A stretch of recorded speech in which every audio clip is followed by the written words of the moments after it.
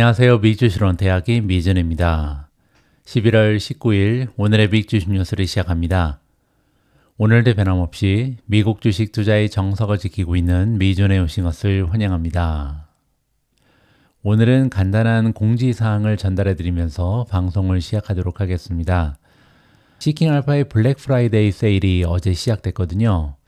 이번에 공식적으로 시작된 블랙 프라이데이 세일은요. 12월 5일까지 비교적 긴 기간 동안 펼쳐지게 되고요. 세 가지의 상품에 대해서 굉장히 파격적인 할인가를 제공하고 있습니다. 먼저 여러분들 가장 많이 사용하시는 시킹알파 프리미엄 멤버십은요. 원래 정가가 $299인데요. 물론 이제 미주은에서는 항상 $30를 정기적으로 계속해서 할인을 해드리긴 했습니다. 하지만 이번 기회에 가입을 하시면요. 무려 $90가 할인된 $209의 1년 멤버십 가입이 가능하시다. 이렇게 보시면 되고요. 두 번째는 알파픽입니다. 알파픽은 여러분들 잘 알고 계신 것처럼 시킹알파에서 이제 매달 2개의 주식을 찍어주잖아요. 어떻게 보면 일종의 주식 리딩이다. 이렇게 보시면 되는데요. 주식 리딩을 좋아하시는 분들께서는 이제 원래 정가가 $499인데 무려 $140가 할인된 $359의 1년 회원이 되실 수 있습니다. 마지막으로 이 두 가지의 상품을 결합한 패키지가 있는데요. 알파픽 그리고 시킹알파 프리미엄 멤버십을 더한 정가가 원래 $798인데 이번에 $289가 할인된 $509로 두 가지의 멤버십 모두 가입하실 수 있습니다. 평소에 시킹알파 멤버십에 관심이 있으셨지만 그 높은 가격으로 인해서 좀 망설였던 분들은요. 이번에 진행되는 시킹알파 블랙 프라이데이 세일의 기회를 꼭 활용하시기 바랍니다. 할인 링크는 여기 3개가 나와 있죠. 시킹알파 프리미엄 멤버십, 알파픽 그리고 2개를 결합한 패키지 상품 각각 링크가 준비되어 있으니까요. 여러분들 원하시는 멤버십 가입하시는데 활용하시면 좋을 것 같습니다. 자, 그러면 11월 19일 준비된 오늘의 미국 주식 뉴스 바로 시작합니다. 오늘도 어제 미국 증시의 시황부터 정리하도록 하겠습니다. 가장 먼저 S&P 500 맵을 보시면요. 최근 며칠 동안 봤던 맵보다는 조금 더 긍정적인 색이 많이 보입니다. 녹색이 차지하는 비중이 빨간색보다는 훨씬 더 많이 보이죠. 따라서 어제는 상승 추세를 보였던 종목의 수가 하락세에 있었던 종목보다는 훨씬 더 많아 보입니다. 한 가지 안타까운 부분은요. 테크주가 전반적으로 좋았는데 엔비디아 혼자서 좀 많이 떨어졌죠. 1.29% 하락했는데요. 이 부분은 제가 어제 방송에서 설명해 드린 것처럼 블랙일 칩이 가열화되는 이런 모습을 보이면서 한 가지 문제가 더해졌다. 따라서 약간 더 지연화되는 것이 아닌가 이렇게 걱정이 늘어난다라고 보시면 될 것 같습니다. 아무쪼록 엔비디아 칩, 블랙일 칩의 가열 현상이 잠시 스쳐가는 바람이었으면 곧 해결되었으면 이러한 바람을 가져보고요. S&P 500의 시장폭, 마켓프레스를 보시면요. 어제 비해서 커다란 변화는 보이지 않습니다. 55에서 56.85로 올라갔습니다. 따라서 아직까지는 상승 추세에 있는 종목의 수가 하락세에 있는 종목보다는 조금 더 많다. 긍정적인 신호를 계속해서 지키고 있고요. 어제 보여드렸던 시장의 변동성 지수 빅스 같은 경우는요. 200일 이평선 아래로 떨어졌습니다. 이 부분은 조금 반가운 소식이죠. 따라서 변동성이 다시 잠잠해지는 것이 아닌가 이렇게 기대를 해볼 수가 있는 거고요. Fear and Greed 인덱스 공포 탐욕 지수도 별다른 변화를 보이지 않고 있습니다. 어제 51이었는데요. 1 정도 떨어졌죠. 하지만 아직까지는 중립을 유지하고 있고요. 이제 정확하게 중립입니다. 따라서 시장이 아직 방향을 결정하지 못하고 갈팡질팡하고 있다. 이렇게 보시면 되겠죠. 뭔가 커다란 촉매제가 필요한데요. 엔비디아 결과에 따라서 이 어닝 결과가 시장의 분위기를 당분간 주도하지 않을까 이렇게 우리가 예측을 해볼 수가 있겠습니다. 마켓 스코어를 보시면요. 초이스 스탁에서 보여주는 마켓 스코어는 아직까지 과욕입니다. 따라서 매수 신호가 매도 신호에 비해서는 월등히 더 많이 보이는 시장의 추세를 보인다. 이렇게 정리가 가능합니다. 다음에는 미주은 탑픽의 성적인데요. 어제 같은 경우는 떨어진 종목의 수보다는 올라간 종목의 수가 훨씬 더 많았죠. 특히 우리가 사랑하는 제타가 굉장히 좋은 상승 추세를 만들어내고 있습니다. 어제 하루 동안 무려 11.38% 폭등을 보여줬고요. 더욱이 시장이 마감된 이후에도 무려 6.69% 추가적으로 상승하면서 이번에 하락세를 극복하는 굉장히 멋진 모습을 제타 주식이 보여주고 있습니다. 테슬라 역시도 5.62% 추가적으로 상승하면서 모멘텀이 만만치 않고요. 세 번째로 앱러빈입니다. 앱러빈은 최근 1년간 무려 660% 상승한 주식인데요. 아직까지도 이러한 상승 추세가 꺾이지 않고 어제도 2.37% 추가적으로 상승을 했습니다. 그 밖에 구글이 플러스 1.63%, TSMC 플러스 0.79, TNA 플러스 0.57, 브로드컴 플러스 0.50, IWM이 플러스 0.20, 마이크로소프트 플러스 0.18, B2가 플러스 0.14, 메타가 0.06% 올라가면서 플러스를 기록했고요. 비트코인이 지금 마이너스로 표시되긴 하는데요. 아직까지는 91,390이 가 있기 때문에 상승세가 꺾이진 않았다. 이렇게 보시면 됩니다. 엔비디아가 어제 1.29% 떨어졌고요. 우버 같은 경우는 마이너스 5.35. 최근에 테슬라의 영향으로 인해서 주가가 많이 하락하고 있습니다. 마지막으로 팔란티어를 보시면요. 6.86% 하락하면서 굉장히 많이 흔들리는 모습을 보여주고 있다. 따라서 우버 주식 그리고 팔란티어 주식은요. 조금 모멘텀을 가깝게 모니터링할 필요가 있다라고 개인적으로 판단하고 있습니다. 오늘 방송은 조금 짧게 전달을 해드려야 될 것 같습니다. 제가 아주 오래간만에 몸살기가 있거든요. 최근 들어서 몸살을 걸린 적이 없는데 오늘 좀 아침에 일어나자마자 분위기가 좀 이상하더라고요. 조금은 짧게 방송을 진행해 볼까 합니다. 몸 컨디션은 별로지만 기분은 정말 좋은데요. 왜냐하면 제타 주식이 급상승 추세를 보이고 있기 때문입니다. 여러분들 혹시 제타 주식의 수익률이 플러스로 돌아선 분이 계신지 모르겠습니다. 저 같은 경우는 지난주 금요일 날 여러분들께 특별 방송 하나 보내드렸잖아요. 여기 나와 있는 미준 특별 방송, 제타 공매도 손실을 만회할 투자 종목을 찾았습니다. 이러한 제목의 방송을 여러분들께 전달해드리고 나서 과감하게 제타 주식을 굉장히 많이 샀습니다. 여기 잠깐 보여드리면요. 제가 방송이 끝나고 나서 제타 주식을 3번에 걸쳐서 380주씩 3번을 샀거든요. 그러면 1140주 정도 되죠. 그래서 굉장히 대량 매수했는데 다행히 주가가 큰 폭으로 상승하면서 저 같은 경우는 벌써 플러스로 전환을 했습니다. 이 방송을 함께 해주시는 많은 분들께서도 제타 주식을 지금 플러스로 전환하셨는지 궁금하니까요. 여러분들 댓글을 통해서 좀 업데이트를 해주시면 좋을 것 같습니다. 이번에 제타 주식이 이렇게 긍정적인 추세를 보이는 결정적인 이유 하나가 있었는데요. 바로 내부자들이 매수 계획을 발표했다라는 굉장히 긍정적인 소식이 전달이 되고 있습니다. 마케팅 테크 기업 제타가 내부자 매수 활동을 공개한 이후 제타 글로벌 주가는요. 월요일 5% 이상 상승 중에 있다. 결국은 이제 11% 이상 올라갔죠. 인공지능 기반 마케팅 클라우드 기업 제타 글로벌은요. 공동 설립자이자 회장 그리고 CEO 역할을 맡고 있는 데이비 스타인버그 그리고 회사의 경영진, 이사회 구성원들이 제타의 클래스 A 보통주를 매입할 계획이다. 이렇게 18일 날 발표했습니다. 바로 어제 발표한 거죠. 스타인버그와 다른 제타 경영진 그리고 이사들이요. 개인 자격으로 매입할 예정인 주식을 모두 합치면 약 300만 달러에 달하는 제타의 클래스 A 보통주를 매입하게 된다. 따라서 이번에 굉장히 부당하게 제타의 주식이 급락을 했는데요. 이러한 저가 기회를 활용을 해서 우리는 줍줍하고 있다. 이렇게 경영진이 단합을 한 거죠. 데이비 스타인버그 CEO는 이렇게 얘기합니다. 지난주 공매도 보고서는 제타 글로벌에 대한 허위 주장과 객관적으로 잘못된 정보로 가득 차 있었다. 그렇게 말하면서요. 이번에 이사회 멤버와 회사의 경영진 그리고 저는 이러한 매입을 통해서 회사의 무결성에 대한 확신을 투자자들한테 보여주고 싶다. 이렇게 자신감 있는 목소리를 내고 있습니다. 우리는 지난 3년 동안 주주들에게 강력한 결과를 가져뒀던 우리의 미래 모멘텀을 탈선시키는 허위 주장을 절대 허용하지 않을 것이다. 굉장히 반가운 목소리를 계속해서 내고 있고요. 데이비 스타인버그는 또한 현재 주가가 저평가되어 있다라고 생각하면서 저는 회사의 미래를 낙관한다라고 긍정적인 메시지를 보내주고 있습니다. 제가 추가적인 내용을 좀 보여드리고 싶은데요. 아래에 있는 그림은 지난 1년간 제타 내부자들의 제타 주식 매매 현황을 보여줍니다. 여러분들 잘 알고 계신 것처럼 제타의 주가는요. 지난주에 공매도 리포트로 폭락하기 직전까지 4배 이상이나 폭등했습니다. 자, 그런데요. 이렇게 폭등하는 상황에서도 제타의 내부자들은 매도량에 비해서 훨씬 더 많은 주식을 매수하고 있었거든요. 그리고 가장 최근 2024년 10월까지도 6명의 내부자들을 통해서 7건의 내부자 매수 거래가 있었다는 것을 우리가 여기서 확인해 볼 수가 있습니다. 바로 이 그림인데요. 지난 1년 동안 제타를 이끌고 있는 경영자들, 내부자들이 주식을 샀는지 팔았는지 이 현황을 보여주고 있는 그래프입니다.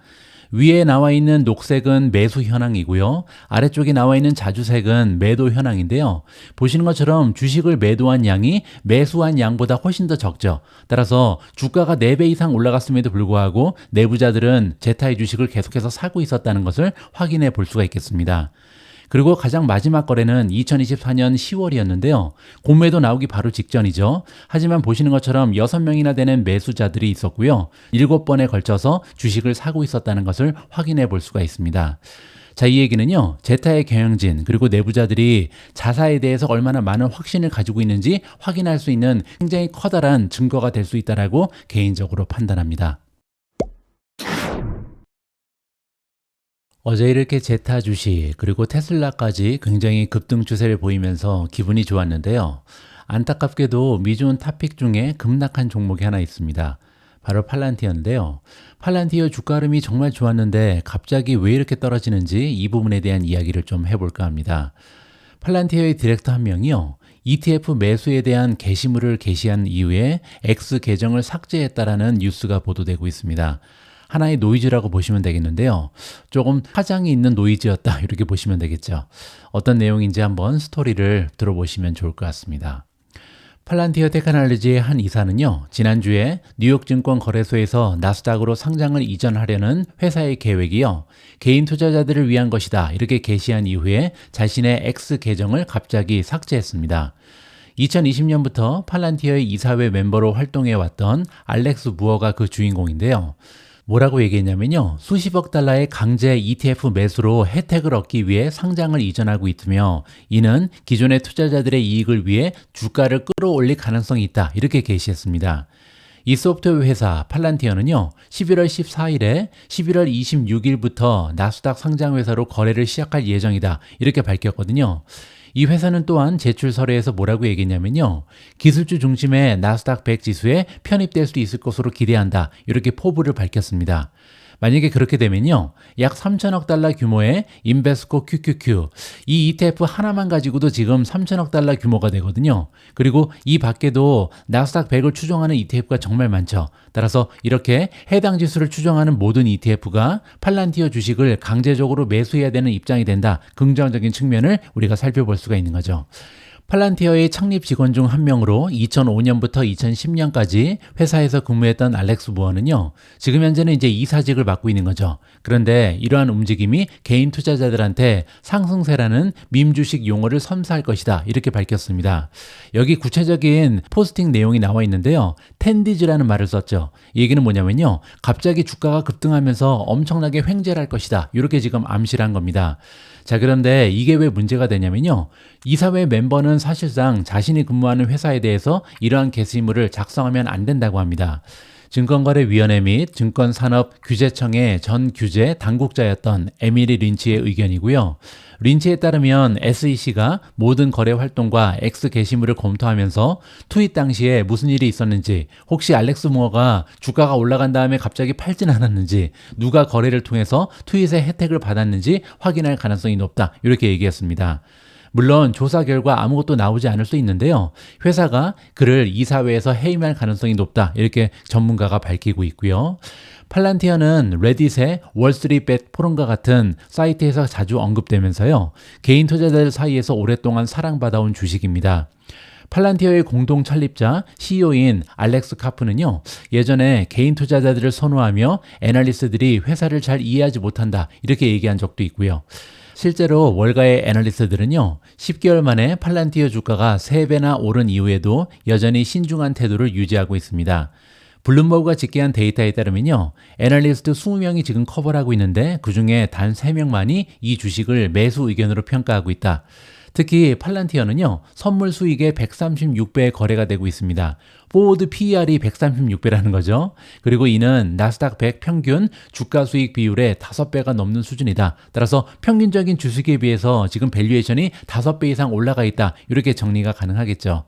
저의 의견을 다시 한번 반복해서 말씀드리면요. 팔란티어의 이러한 밸류에이션은 장기간 지금의 수준에 머무를 가능성은 없습니다. 따라서 언젠가는 조정을 받겠죠. 이제 팔란티어 주가 상승은 더 이상 기업의 성장 스토리, 펀더멘탈이 아닌 모멘텀에 의해서 주도되고 있다. 이 사실을 우리가 명심할 필요가 있고요. 따라서 모멘텀이 무너지게 되면요. 결국은 한동안 조정을 받을 가능성이 있다. 이렇게 정리가 가능합니다. 물론 팔란티어 주식의 매매 결정은요, 투자자 개인이 가지고 있는 투자 기간, 종목 비중, 그리고 현금 보유 사항에 따라서 조금씩 차별화될 수 있다. 이것이 제가 가지고 있는 견해입니다. 이 얘기는 뭐냐면요, 만약에 팔란티어를 5년 이후를 보면서 투자하고 있다. 그러면요, 조정이 났을 때는 그냥 사면 되겠죠. 두 번째로 종목 비중도 중요한데요. 이 얘기는 뭐냐면 전체 투자 자금 중에 만약에 팔란티어가 차지하는 비중이 뭐 20%다, 30%다 이럴 때는 리스크를 줄일 필요가 있는 거고요. 만약에 전체 자금 중에 5%도 되지 않는다. 그러면요. 주가 하락을 오히려 매수 기회로 삼아야 된다. 이렇게 보시면 됩니다. 마지막으로 현금 보유 사항도 중요한데요. 만약에 나는 지금 현재 전체 현금 보유 비중이 1%도 되지 않는다. 현금이 거의 말라 있다. 이러면 이번 기회에 조금 매도하면서 현금 비중을 늘리면 되고요. 만약에 가지고 있는 현금이 지금 전체 자금의 50%다. 이렇게 되면요. 가지고 있다가 주가가 떨어지면 줍줍할 수 있는 기회로 삼으면 됩니다. 자, 이렇게 개인이 가지고 있는 투자 사항이 각각 다르기 때문에 구체적인 정답은 없다 하는 것을 다시 한번 말씀드리고 싶습니다. 다음에는 팔란티어와 더불어서 최근에 주가 흐름이 좋지 않은 엔비디아 관련된 뉴스를 읽어보도록 하겠습니다. CNBC의 쇼 호스트 짐 크레이머가 엔비디아 주식 전망을 우리랑 공유했는데요. 무슨 얘기를 하는지 한번 들어보시죠. 월요일에 CNBC 짐 크레이머는 엔비디아 주식에 대한 투자 전략을 제시했습니다. 엔비디아 주가가 하락하고 있다는 보도를 인용하면서 고급 인공지능 기능을 지원하는 최신 그래픽 칩에 서버 과열 문제가 발생하고 있다. 이렇게 원인을 지적했고요. 하지만 크레이머는 주가 하락을 투자 기회로 보고 있다며 크게 우려하지 않는다. 이렇게 밝혔습니다. 어쩌면 지금이 정말 최고점일 수도 있겠지만 이 얘기는 앞으로 쭉 주가가 떨어질 가능성도 배제할 수는 없죠. 미래를 완전히 예측할 수는 없으니까요. 하지만 이는 모두 서버가 잠시 다운되었기 때문일 수도 있다. 이 얘기는 정말 별거 아닌 작은 문제인데 이거 가지고 지금 시장에서 난리법석을 떨고 있을 가능성도 높다. 이렇게 얘기하는 거죠. 그럴 수도 있고 아닐 수도 있는 불확실한 이야기를 가지고 더 인포메이션이 보도한 덕분에 엔비디아에 대한 매수 기회를 얻고 있다는 생각이 더 강력하다. 이렇게 주장합니다. 이 얘기는요, 엔비디아 주식이 떨어지기를 바라고 있는 대기 자금이 굉장히 많거든요. 따라서 굉장히 작은 문제를 가지고 더 인포메이션이라는 매체가 보도한 바람에 지금 이렇게 대기하고 있는 자금이 들어오면서 매수 기회를 확보하고 있다. 이렇게 주장한다고 보시면 됩니다. 더 인포메이션에 따르면요, 기대를 모았던 블랙일 칩이 커스텀 서버에 연결하면 과열되는 현상이 나타나고 있다. 따라서 엔비디아가 공급업체에게 서버렉 디자인을 여러 번 변경하도록 요청했다라고 얘기합니다. 따라서 고객 입장에서는요, 배송 지연에 대해서 우려하고 있는 상황이 발생하고 있다. 이러한 보도를 냈거든요. 자, 여기에 대해서 엔비디아 대변인은 뭐라고 얘기했냐면요, 회사가 서버 설계를 확정했는지에 대해서는 언급을 거부했습니다. 이 얘기는 완전히 이제 픽스가 됐는지 이런 얘기는 안 했다는 거죠. 하지만 GB200 시스템은 지금까지 만들어진 가장 진보된 컴퓨터다. 이렇게 얘기했고요. 엔지니어링 반복은, 이 얘기는 뭐냐면 설계를 계속해서 반복해서 수정해달라. 이렇게 요청했다는 거죠. 이거는 지극히 정상적이고 예상되는 일이다. 이렇게 발표했습니다. 투자자들은요, 3조 4천억 달러 규모의 이 회사가 지금 시가총액 1위 기업이죠. 수요일 어닝 보고서에서 어떤 말을 할 것인지 기다리고 있다. 결국은 내일 발표되는 어닝 결과가 가장 중요하다. 주가의 방향을 결정할 것이다. 이렇게 보시면 됩니다. 크레이머는 또한 회사와 주식에 대한 믿음을 거듭 강조했고요. 한 가지 굉장히 중요한 얘기를 했는데 고객들이 이러한 종류의 칩을 구할 곳이 없다. 따라서 유일한 선택은 엔비디아 GPU다. 이렇게 얘기하고 있고요. 자, 그리고 또 한 가지, 크레이머는 또한 엔비디아의 주요 고객인 델 테크놀로지의 CEO인 마이클 델이요, 월요일에 엔비디아 서버가 출하를 시작했다. 이렇게 자랑하는 게시물을 올렸거든요. 바로 여기에 있습니다. X를 통해서 마이클 델이 뭐라 그랬냐면요. 전 세계에서 첫 번째로 지금 엔비디아의 GB200 NVL72 서버가 출하됐다. 우리가 배송을 했다. 이렇게 자랑을 했습니다. 따라서 이러한 게시물을 봤을 때 정말로 뭐 커다란 문제가 있다. 이렇게 보이진 않거든요. 따라서 긍정적인 어닝 결과를 기대해 볼 수 있다. 이렇게 보시면 되겠죠. 크레이머는 더 인포메이션 보도가 사실이라면 엔비디아의 분기가 어떻게 흔들릴지 확신할 수 없다. 이렇게 인정을 했습니다. 하지만 투자자들이 실제로 의미가 없는 정보에 근거해서 주식을 매도하는 경우가 굉장히 많다. 이렇게 밝혔고요. 미시적인 정보들은 매번 엄청난 투자에서 당신을 흔들 수 있다. 따라서 조심해야 된다. 이러한 뉴스 때문에 방향을 잃으면 안 된다. 이렇게 얘기를 했습니다. 저희 개인적인 의견을 좀 공유해드리면요. 저 같은 경우는 개인적으로 포트폴리오에서 엔비디아 주식이 차지하는 비중이 15%를 훌쩍 넘어갑니다. 어떨 때는 막 20%까지 올라가거든요. 따라서 현재 주가 수준 그리고 모멘텀을 고려할 때 엔비디아 주식을 추가 매수할 계획은 없습니다. 하지만 만약에 이번 어닝 결과로 인해서 매출 성장률과 같은 펀더멘탈의 변화가 아니라 블랙엘 출시 시기의 지연과 같은 중요하지 않은 요인으로 인해 주가가 심하게 흔들리게 되면요. 저 역시도 적절한 타이밍을 찾아 추가 매수할 계획을 가지고 있다라고 개인적인 플랜을 공유해 드릴 수 있겠습니다. 따라서 두 가지의 시나리오가 제시될 수 있는 거죠. 만약에 내일 발표되는 어닝 결과에서 펀더멘탈이 무너지는 모습을 보인다. 뭐 그 얘기는요. 갑자기 성장률이 뚝 떨어지거나 가이던스가 굉장히 초라하다. 이렇게 되면요. 작년에 테슬라처럼 주식 비중을 줄여야겠죠. 하지만 그런 문제가 아니고요. 그냥 블랙엘 출시 시기가 지연된다. 이러한 악재 때문에 주가가 떨어지게 되면요. 그때는 줍줍할 수 있는 기회로 활용해야 된다는 것이 저의 개인적인 생각입니다. 다음으로 준비된 기사 역시도 엔비디아가 등장하는데요. 이번에는 또 다른 미지원 토픽인 구글과 함께 등장하면서 굉장히 흐뭇한 내용이 전달되고 있습니다. 엔비디아가 구글과 함께 양자 AI 프로세서를 설계한다는 굉장히 반가운 소식입니다. 엔비디아가 알파벳, 구글과 협력하면서 한때는 공상과학 소설로 치부되었던 또 다른 기술인 양자 컴퓨팅을 추구하고 있다라고 전해지고 있습니다. 월요일에 발표된 양사의 선명에 따르면요. 구글의 양자 AI 사업부는 양자 구성 요소의 설계 속도를 높이기 위해 엔비디아의 에오스 슈퍼컴퓨터를 사용할 예정이라고 합니다. 이러한 협업이 결성된 이유는요. 양자 프로세스가 작동하는 데 필요한 물리학을 시뮬레이션 하면서 현재의 한계를 극복하는 데 도움을 주기 위한 것이다. 이렇게 보시면 됩니다. 따라서 구글이 개발하고 있는 양자 컴퓨터를 엔비디아의 기술력이 도와준다. 이렇게 보시면 되겠죠. 이 컴퓨팅 분야는 양자 역학을 사용하면서 오늘날의 반도체 기술보다 훨씬 빠른 기대를 만드는 것을 목표로 한다. 하지만 지금은요, 아직 초기 단계에 불과하다라고 얘기합니다. 여러 기업이 양자 컴퓨팅을 위해 획기적인 발전을 이루겠다 이렇게 주장을 하고 있는데요. 대규모 상용 프로젝트가 준비되려면 수십 년이 걸릴 가능성도 있다라고 지적하고 있습니다. 엔비디아는요, 자사의 기술이 구글이 한 가지 까다로운 문제를 해결하는 데 도움이 될 것이다. 이렇게 믿음을 밝히고 있는데요. 이게 무슨 얘기냐면 상업적으로 유용한 양자 컴퓨터의 개발은요, 노이즈를 억제하면서 양자 하드웨어를 확장할 수 있어야만 가능하다라고 합니다. 노이즈란 얘기가 다시 나오는데요. 제가 예전에도 한번 설명을 드린 적이 있었죠. 양자 컴퓨터는요, 0과 1이 중첩된 큐비트를 기반으로 작동한다고 합니다. 그러다 보니까요, 전통적인 컴퓨터보다 특정 분야에서는 무려 최대 30조 배까지 빠른 연산이 가능하고요. 이것 때문에 지금 많은 과학자들이 양자 컴퓨터를 개발하기 위해서 노력하고 있는 거잖아요. 자, 그런데 결정적인 문제 하나가 있습니다. 중첩 상태로 인해서 작은 잡음에도 오류를 발생시킬 수 있다. 이게 지금 커다란 약점이라고 지적이 되고 있거든요. 이러한 잡음에는 소리, 중력파 등 각종 파당 등까지도 포함이 된다. 따라서 아주 작은 잡음에도 흔들릴 수 있는 커다란 약점이 있는 것이 양자 컴퓨터다. 이렇게 보시면 되겠죠. 그리고 이러한 잡음으로 인해서 큐비트가 불안정해지면요, 양자 컴퓨터도 제대로 사용될 수 없다라고 합니다. 따라서 양자 컴퓨터 개발에 필수적인 기술이 바로 양자 오류 보증이다. 이렇게 우리가 이해를 해볼 수가 있고요. 이번에 발표된 구글 그리고 엔비디아의 합작은 뭐냐면요, 이러한 약점을 우리가 극복하는데 힘을 합쳐서 한번 해보자. 이렇게 우리가 이해를 해볼 수가 있는 거죠. 자, 여기 나와 있는 것처럼 구글의 양자 AI 연구 과학자 기플레 비달에 따르면요, 엔비디아 가속 컴퓨팅을 이용해서 점점 더 커지는 양자 칩 설계의 노이즈 영향을 탐구하고 있다. 이렇게 밝혔습니다. 자, 이를 위해서 엔비디아는요, 자사의 AI 가속기 칩으로 구동되는 거대한 컴퓨터를 제공하고 있고요. 이 컴퓨터를 가지고 양자 시스템의 구성 요소가 주변 환경과 어떻게 상호작용하는지 시뮬레이션을 돌린다. 엄청나게 많은 시뮬레이션을 돌리면서 해결책을 찾고 있다. 이렇게 보시면 되겠죠. 자, 그리고 이러한 계산은요, 이전에는 엄청난 비용과 시간이 소요됐었는데요.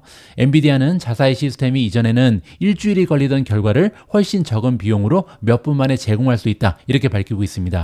그만큼 엔비디아가 보유하고 있는 컴퓨터의 이 슈퍼컴퓨터의 능력이 엄청나다는 것을 여기서 우리가 살펴볼 수가 있는 거죠. 엄청나기 때문에 구글이 자사의 기술력 가지고 안 되고 엔비디아의 기술력을 빌리고 있다. 협업을 지금 결성했다. 이렇게 마무리가 가능할 것 같습니다. 제가 보기에는요, 이러한 기사 내용을 볼 때 향후 가까운 미래 그리고 먼 미래에도 엔비디아의 먹거리는 끊임없이 이어질 수 있다. 이런 생각을 하게 됐습니다. 이 얘기는 무슨 얘기냐면요, 인공지능 붐은 이제 시작에 불과하잖아요. 따라서 인공지능 하나만 가지고도 사실 엔비디아의 주식은 계속해서 달릴 수 있는 힘이 있다라고 믿습니다.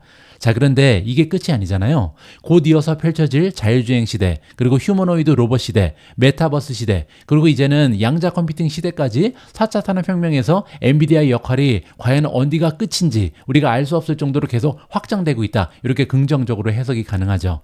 따라서 엔비디아에 투자하고 있는 주주 입장에서는요, 계속해서 굴곡이 있긴 할 겁니다. 올라갔다 떨어졌다 이러한 굴곡은 계속해서 있겠지만 결국은 굉장히 장기간 동안 엔비디아 주식을 통해서 커다란 부를 이룰 수 있는 기회가 찾아오는 것이 아닌가, 이렇게 기대감이 올라갈 수 있는 기사 내용이었습니다.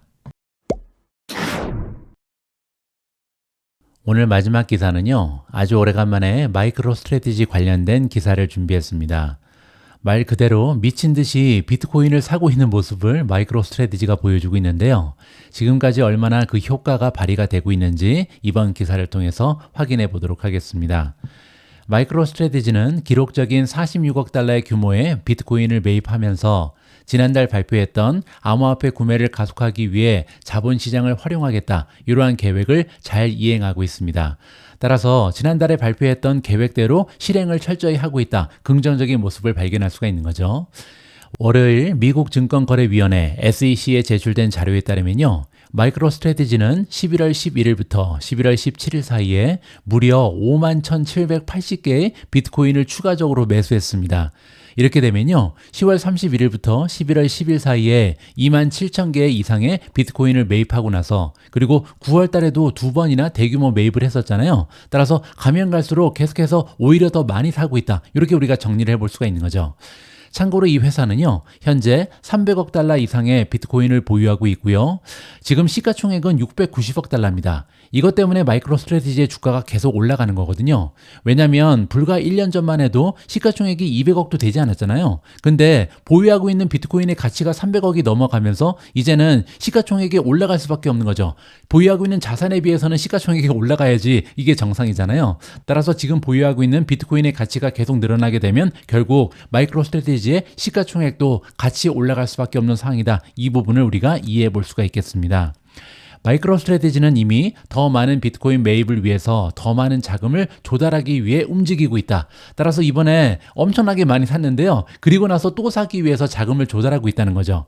이 회사는 월요일 늦게 2029년에 만기가 돌아오는 17억 5천만 달러 규모의 전환사채를 추가로 발행할 예정에 있습니다. 그리고 이 자금은 부분적으로 더 많은 비트코인을 인수하는 데 사용될 것이다. 이렇게 발표가 나온 사항이고요. 마이크로 스트래티지의 공동 창립자이자 회장인 마이클 세일러는요, 인플레이션에 대한 해지 수단으로 2020년에 비트코인에 투자하기로 결정했다라고 합니다. 불과 4년 전의 일이잖아요. 그리고 처음에는 현금을 사용해서 비트코인을 매입했습니다. 근데 그 이후에는 주식 발행, 판매 수익금과 전환사채 판매를 통해 구매력을 활용하는 방식으로 전환했다. 조금 더 레버리지를 쓰기 시작했다는 거죠. 10월 30일 이 회사는요, 더 많은 비트코인을 매입하기 위해서 신주 및 채권 판매를 통해 420억 달러를 조달할 수 있도록 은행을 고용해버렸습니다. 따라서 지금부터는요, 점점 더 많은 비트코인을 폭풍 매수하겠다, 이렇게 밝힌 거죠. 자, 그런데 그 와중에 주가가 굉장히 많이 올라갔잖아요. 주가가 올라가면 올라갈수록 신주를 발행할 때 확보되는 자금 역시도 더 많아집니다. 따라서 더 많은 비트코인을 살 수가 있는 거고요. 그렇게 되면 자산이 늘어나니까 시가총액도 같이 올라가야죠. 이런 식으로 선순환을 구조를 만드는 것이 지금 마이클 셀러의 전략이다. 이렇게 보시면 됩니다. 이 회사는요, 현재 가치보다 훨씬 더 낮은 165억 달러에 33만 1,200개의 비트코인을 매입한 상태고요. 현재 비트코인의 최대 기관 보유자가 되었습니다. 그리고 투자자들 역시 이 전략에 동참을 하고 있죠. 이 회사의 주가는 연초 대비 400% 이상 상승하면서 앱러빈에 이어서 두 번째로 좋은 성과를 거두고 있다. 따라서 지금 미국 증시를 통틀어서 가장 많이 올라간 주식은 앱러빈, 한 650% 정도 올라갔죠. 그리고 나서 두 번째로 올해 들어서 잘하고 있는 주식이 바로 마이크로 스트래티지다. 이러한 식으로 기사가 마무리되고 있습니다. 저희 개인적인 마이크로 스트래티지 투자 전략을 잠깐 소개해드리고자 합니다. 마이크로 스트래티지의 주가는요, 지난 1년간 무려 7.5배 이상 상승을 했습니다. 엄청나게 올라간 거죠. 따라서 이제는 슬슬 팔아야 되나? 이런 생각을 할 수 있는데요. 자, 문제는 제가 개인적으로 마이크로 스트래티지 주식이 전체 포트폴리오에서 차지하는 비중이 5%를 조금 넘는 수준에 불과합니다. 그렇기 때문에 아직까지는 이익 실현을 할 계획은 없다. 이렇게 말씀드릴 수가 있고요. 자, 그리고 굉장히 중요한 부분을 다시 한번 말씀드리면요. 저는 개인적으로 비트코인의 미래에 대해서 확신을 가질 정도로 암호화폐에 대한 배경 지식이 풍부하지 않습니다. 공부를 제대로 하지 않았다는 거죠. 따라서 제가 투자하는 방식은요. 단지 비트코인 가격 변동에 영향을 줄 수 있는 매크로 상황을 고려한다. 이게 첫 번째고요. 두 번째는 수요와 공급의 법칙입니다. 제가 방송에서 여러 번 말씀드린 것처럼 올해 초에 ETF가 나왔잖아요. 비트코인 현물 ETF가 나왔기 때문에 계속해서 수요는 올라갈 것이다. 그리고 반감기를 거치면서 공급은 줄어들 것이다. 이러한 논리를 가지고 투자를 진행하고 있고요. 마지막 세 번째는 모멘텀이죠. 지금 트럼프가 대통령으로 당선되면서 모멘텀이 강화되고 있기 때문에 비트코인에 올인해야 된다. 이러한 메시지를 계속해서 드리고 있잖아요. 따라서 이렇게 세 가지의 단편적인 지식을 가지고 투자를 진행할 뿐이다. 따라서 비트코인에 관련된 투자 정보는요. 비트코인 전문 채널과 미디어를 참고하시는 것이 더 안전하다. 저는 아는 것이 별로 없다. 이 부분을 다시 한번 말씀드리고 싶습니다. 자, 따라서 개인적으로요, 마이크로 스트래티지의 주가가 지속적으로 상승하게 되면 포트폴리오에서 이 주식이 차지하는 비중이 10%를 넘어갈 수도 있잖아요. 그렇게 되면 계속해서 익절하면서 비중이 절대 10% 넘지 않도록 조절할 예정이다. 이러한 계획을 말씀드릴 수가 있겠습니다. 그리고 또 하나, 제가 함께 투자하고 있는 B2가 있잖아요. B2 역시도 비중이 절대 10% 넘지 않게 조절을 할 예정이라는 것을 말씀드리고 싶습니다. 다음에는 마이크로 스트래티지의 모멘텀을 살펴보도록 하겠습니다. 정말 굉장한 모멘텀인데요. 스트롱 바이, 강력 매수가 나오고 있고요. 단 하나의 지표도 셀, 매도 의견을 주지 않고 있고요. 10가지는 중립, 16가지는 매수 의견을 제시하고 있습니다. 밑으로 내려가서 Relative Strength Index를 보시면요. 무려 78.59입니다. 따라서 기술적으로 약간 떨어질 가능성이 있다. 그렇게 돼도 이상할 것이 하나도 없다. 과매수되었다. 이렇게 우리가 정리를 하면 좋을 것 같습니다. 자, 그리고 우리가 주가 차트를 보면서 다시 한번 공부할 부분이 있는데요. 바로 돌파 부분입니다. 2024년 10월 7일 부근, 여기 보시면 바로 이 지점인데요. 여기에서 마이크로 스트래티지의 주가는 186달러를 넘어섰습니다. 그렇게 되면요. 6개월 이상 상당히 오랫동안 갇혀있던 박스권을 뚫고 돌파하는 모습을 보이는 거죠. 따라서 장기간 갇혀있던 박스권을 뚫고 나오는 모습을 보이면서 그 이후로 주가가 184 수준에서 지금 400을 육박하는 굉장히 엄청난 상승 추세를 계속해서 만들어내고 있다. 따라서 돌파가 나올 때는요. 지금 주가가 많이 올라갔으니까 팔 때가 아니라 지금부터 추가적으로 엄청난 상승세가 지속되겠구나. 이렇게 우리가 예측을 해볼 수가 있는 거죠. 다음에는요. 마이크로 스트래티지의 주식을 가지고 이동평균선의 퍼포먼스를 한번 점검해 보도록 하겠습니다. 저번처럼 단순 이동평균선 그리고 지수 이동평균선을 각각 한번 점검을 해볼 텐데요. 우리가 사용하는 단순 이동평균선에 따르면 2023년 10월 28일 날 처음으로 매수 신호가 등장했습니다. 그리고 나서 지금까지 매도 신호는 없었거든요. 따라서 마이크로 스트래티지를 우리가 이동평균선 투자법으로 투자를 진행했다면 10월 28일 날 매수하고 지금까지 보유하고 있을 테니 기간 수익률이 747.56입니다. 자, 그런데 밑으로 내려가서 이번에는 지수 이동 평균선을 좀 보도록 하죠. 초이스 스탁에서 제공하는 지수 이동 평균선을 사용하게 되면요. 2023년 10월 25일 불과 며칠 차이밖에 안 나죠. 이때 단순 이동 평균선 단순이 아니죠. 지수 이동 평균선 매수 신호가 최초로 등장을 했습니다. 자, 그리고 지금까지 매도 신호는 없거든요. 그리고 기간 수익률은 845.89니까 앞에서 살펴봤던 단순 이동 평균선보다는 약간 신호가 일찍 나오면서 수익률이 조금 더 많이 발생할 수 있었다. 이렇게 마무리를 해드리겠습니다. 11월 19일 오늘의 미국 주식 뉴스는 여기까지입니다. 오늘 방송도 함께 해주신 분들께 감사의 말씀을 드립니다. 오늘 역시도 소중한 멤버분께서 남겨주신 정성스러운 후기를 읽으면서 마무리하도록 하겠습니다. 오늘 읽어드릴 후기는요, 남미의 콜롬비아에 주재 중인 권순성님께서 남겨주신 글입니다. 아이디는 데이비디토 콘을 사용하고 있습니다 라고 남겨주셨는데요. 이전부터 미주님을 친구를 통해서 알았어요. 그러다가 본격적으로 미주님 방송 챙겨보면서 미국 주식을 시작한 것이 작년 11월부터였습니다. 미주님을 알았던 친구가 엔비디아 폭주하기 전에 저더러 주식을 사두라고 알려줬는데 폭발하는 주식을 보면서 한국 주식보다는 미국 주식이 좀 더 이상적인 수익이 가능하다 싶어서 시작했습니다. 처음에 미주님께서 추천해 주신 주식을 나누어서 모아가면서 조금씩 커지는 수익률을 보며 많은 만족감을 얻을 수 있었습니다. 주식을 하고 이렇게 많은 수익률을 거둔 것은 처음이었어요. 작년에 주식하던 친구가 5%의 수익률로 1,000만 원을 벌었다며 보여주던 수익률이 이제는 하나도 부럽지 않습니다. 비록 시드가 작아서 절대 수익은 그 정도까지 되진 않지만요. 미주님 가르침 덕분에 그 친구보다 더 주식을 잘할 수 있다는 자신감을 가지고 있습니다. 미주님의 인생 철학과 사는 이야기, 세부적인 주식 이야기를 들으며 많이 동감하면서 주식을 배워나가고 있습니다. 앞으로도 더 좋은 가르침 부탁드리겠습니다. 감사합니다. 우리 모두가 미국 주식 투자로 은퇴하는 그날까지 다 함께 화이팅입니다. 행복한 하루 되세요. 감사합니다.